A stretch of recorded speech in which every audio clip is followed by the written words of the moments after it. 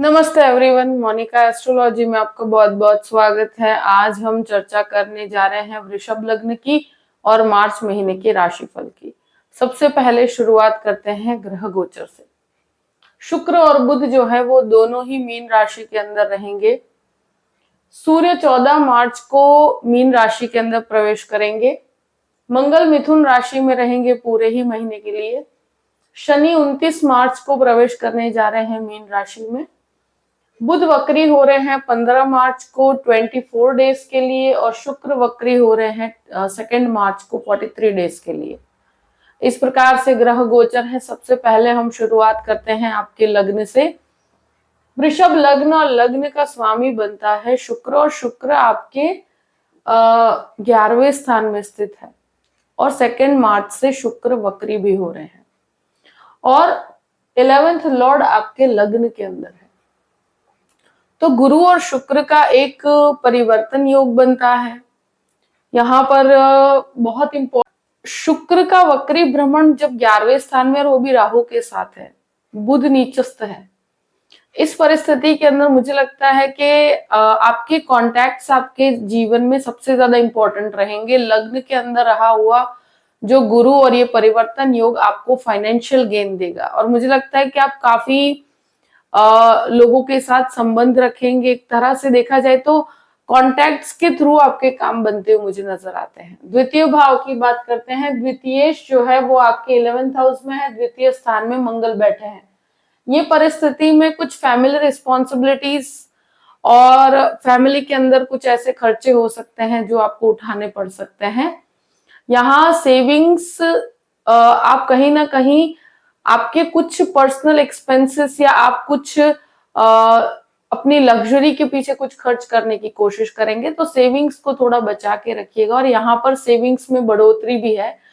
ये एक चीज जरूर है कि जो द्वितीयेश जो है नीचस्थ भी है और वक्री भी है, तो सेविंग्स का जो यूज करते हैं उसे बड़ा सोच समझ के कीजिएगा। यहाँ मंगल का भ्रमण जो होगा, वाणी यहाँ पर कहीं ना कहीं आपकी बहुत ज्यादा ब्लंट रहेगी, तो अपनी वाणी के ऊपर संयम रखना होगा। वाणी को एक तरह से कहीं भी बातचीत करते हैं, फैमिली के अंदर कोई फंक्शन है या कहीं पर भी आप बातचीत करते हैं, तो बहुत सोच समझ के बात कीजिएगा, क्योंकि यहाँ पर मुझे लगता है वाणी के द्वारा कहीं ना कहीं संबंधों में खटास आ सकती है। तृतीय भाव की बात करते हैं। तृतीय भाव का स्वामी चंद्रमा है और यहाँ पर मुझे लगता है ट्रैवलिंग काफी रहेगा। ट्रैवलिंग से काफी लोग भी मिलेंगे, काफी ऐसे काम भी आपके बनते हुए नजर आ रहे हैं। कुछ प्लानिंग के बिना ही कभी कभी ट्रैवल करना पड़ सकता है। इस तरह की परिस्थितियां इस महीने को देखने को मिलेगी। मुझे लगता है इनिशिएटिव बहुत ज्यादा स्ट्रॉन्ग रहेगा आपका, इनिशिएटिव से आपको लाभ मिलेगा। चतुर्थ भाव की बात करते हैं। चतुर्थेश आपके 10th हाउस में है और बाद में आपके 11th हाउस में है। दोनों ही स्थितियों में मुझे लगता है प्रॉपर्टी का कार्य आपका बहुत ही पावरफुल तरीके से बनेगा और ये महीना प्रॉपर्टी के लिए बहुत अच्छा है।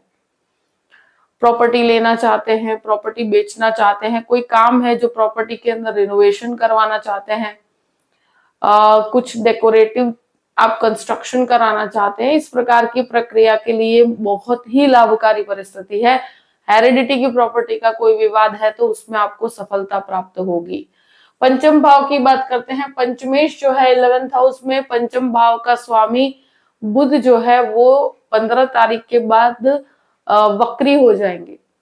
तो थोड़ा मुझे लगता है कि जो एजुकेशन और स्टूडेंट्स हैं उनके जीवन में थोड़ा एजुकेशन से भटकाव यहाँ पर नजर आता है। और कोई भी लव रिलेशनशिप में है तो उसमें काफी उतार चढ़ाव का सामना करना पड़ सकता है। कहीं पर आप मल्टीपल अगर पार्टनर्स की तरफ है तो यहाँ पर आपको प्रॉब्लम जरूर होगी। एक चीज जरूर कहूंगी कि शेयर मार्केट के अंदर कोई भी इन्वेस्टमेंट करते हैं तो वहां पर भी आपको बहुत कैलकुलेटिव रिस्क लेना है। यहाँ एक चीज कहे कि आपको जो बहुत ध्यान पूर्वक और कैलकुलेशन के साथ करेंगे उसमें आपको लाभ मिलता हुआ नजर आता है।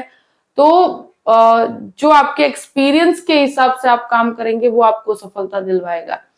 यहाँ एक चीज जरूर कहूंगी कि स्टूडेंट्स के लिए थोड़ा सा भटकाव क्या परिस्थिति दिखता है। यहाँ पर आप जो भी काम कर रहे हैं, जो पढ़ाई कर रहे हैं, वहां आपको लगेगा कि इस कोर्स से दूसरे कोर्स की तरफ चले जाएं, इस प्रकार के भटकाव आपके लिए मुझे लगता है कि सही नहीं है। यहाँ पर केंद्रित रहकर आपको काम करेंगे तो आपको सफलता इसमें मिलती हुई नजर आती है। और मुझे लगता है कि आप डेफिनेटली गुरु का दृष्टि संबंध जो आपके पंचम भाव से जुड़ा हुआ है ये आपको स्थिरता प्रदान करेगा। और यहाँ पर एक चीज बहुत अच्छी चीज है कि जो डिजाइनिंग क्षेत्र के अंदर है, जो एमबीए कर रहे हैं, जो लॉ के प्रोफेशन में है, तो उन सभी के लिए बहुत अच्छा है। आईटी प्रोफेशन वालों के लिए भी बेहतर परिस्थिति है।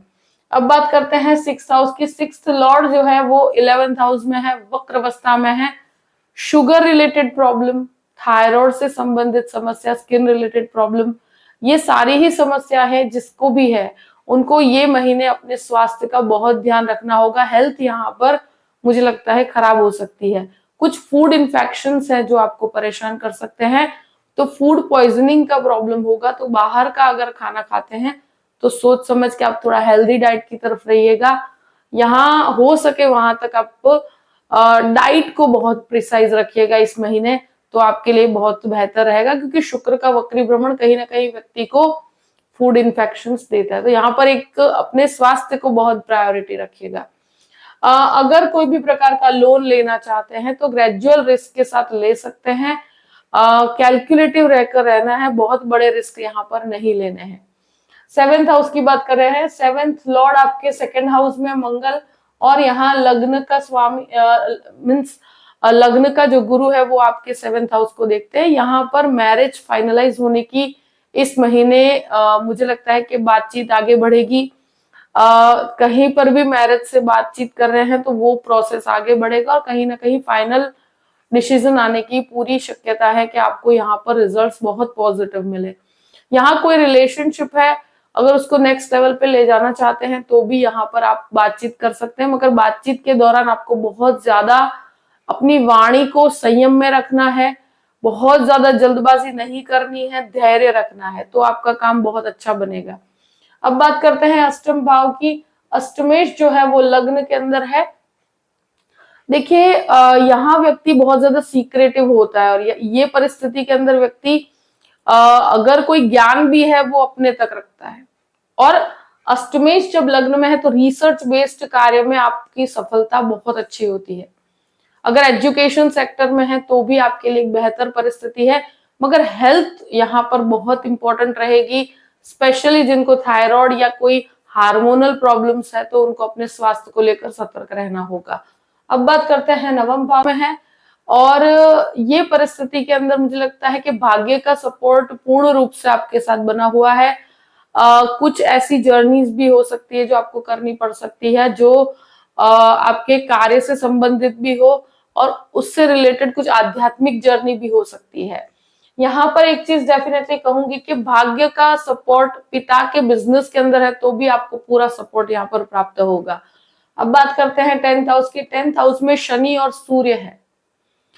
देखिए यहाँ एक चीज जरूर कहूंगी कि सूर्य जब तक यहाँ पर है तो शुरू के 14 दिन का समय जो है सुपीरियर्स के साथ उतार चढ़ाव से भरा हुआ है, तो अपने यहाँ पर आपको बहुत ही कंट्रोल रखना होगा, कहीं पर भी ईगो क्लैश में नहीं पड़ना। सूर्य यहाँ पर डेफिनेटली फाइनेंशियली और बेनिफिट्स लेकर आते हैं, आपको कोई प्रॉब्लम नहीं होगी, मगर प्रॉपर्टी संबंधित काम करते हैं उन लोगों के लिए बहुत ही अच्छी सफलता का समय है। शनि सूर्य की युति कहीं ना कहीं पिता पुत्र यानी कि पिता के बिजनेस में है तो कहीं ना कहीं आपके ईगो क्लैश यहाँ पर होंगे, मगर वो 14 तारीख तक है, उसके बाद आपकी परिस्थितियां बेहतर होगी। अब बात करते हैं 11th हाउस की। 11th हाउस का लॉर्ड लग्न में है, सारे ही ग्रह 11th हाउस के अंदर है, तो आपके लाभ के अंदर बहुत ज्यादा बढ़ोतरी है। लाभ आपको इस महीने फाइनेंशियल गेन बहुत ज्यादा है। एनवायरमेंट बहुत ज्यादा कॉम्पिटिटिव रहेगा, ये महीना बहुत ज्यादा कंपटीशन का है। यहाँ एक चीज डेफिनेटली कहूंगी कि सूर्य का भ्रमण भी यहाँ पर होगा तो प्रॉपर्टी से लाभ होगा। एक चीज जरूर कहूंगी कि बड़े भाई बहनों के साथ कोई विवाद हो सकता है। घर परिवार में ब्रदर सिस्टर रिलेशनशिप में कुछ झगड़े विवाद की परिस्थिति यहाँ पर 15 तारीख के बाद होगी, तो 15 तारीख से 31 तारीख तक का समय घर परिवार के झगड़े के अंदर आपको बहुत संयम बना के रखना होगा। किसी के झगड़े के अंदर बीच में पड़ने में आपको नुकसान होगा। मगर फाइनेंशियल गेन बहुत अच्छे हैं, आपके हर कार्य बहुत पावरफुली बनेंगे और मुझे लगता है कि जो रुके हुए हैं वो फाइनेंशियल सारे ही काम आपके संपन्न होंगे। 12th हाउस की बात करते हैं। 12th लॉर्ड आपके 2nd हाउस में है, तो यहाँ पर कोर्ट कचहरी के मैटर में डेफिनेटली खर्चे होते हुए नजर आते हैं। फैमिली मेंबर्स की हेल्थ के पीछे कुछ एक्सपेंस होते हुए मुझे नजर आते हैं। यहाँ मुझे लगता है कि जो विदेश संबंधित काम है उसके अंदर थोड़ी सी आपको डिलेस का सामना करना पड़ सकता है, मगर यहाँ पर खर्चे और वो भी जो ऐसे खर्चे जो रिस्पॉन्सिबिलिटी के रूप में आपको करने पड़ सकते हैं फैमिली में, वो यहाँ पर मुझे यहाँ नजर आते हैं। तो अपनी सेविंग्स को थोड़ा सा बचा के रखिएगा, जहां पर भी उपयोग करते हैं बड़ा सोच समझ के कीजिएगा। जो भी परिस्थिति है मैंने आपके सामने रख दी है। आई होप कि ये वीडियो आपको पसंद आया होगा। पसंद आया हो तो लाइक भी कीजिएगा और सब्सक्राइब भी कीजिएगा। Thank you so much. जय श्री कृष्ण।